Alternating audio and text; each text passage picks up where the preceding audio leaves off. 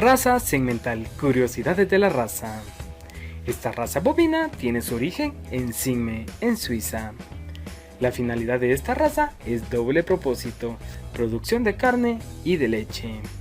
En tema de color de pelaje, va del amarillo claro al rojo cerezo oscuro. La ganancia de peso diario es de 1200 gramos. Las vacas adultas pesan en promedio 750 kilos. Los toros adultos pesan en promedio 1100 kilos.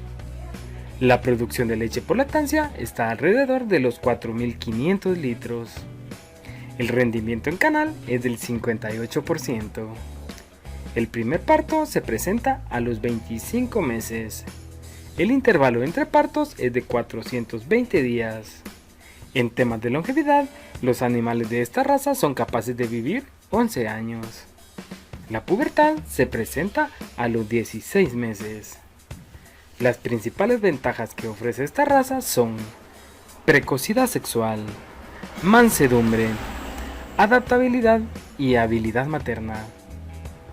Esta raza se adapta a temperaturas de menos 33 grados centígrados y puede adaptarse hasta 35 grados centígrados.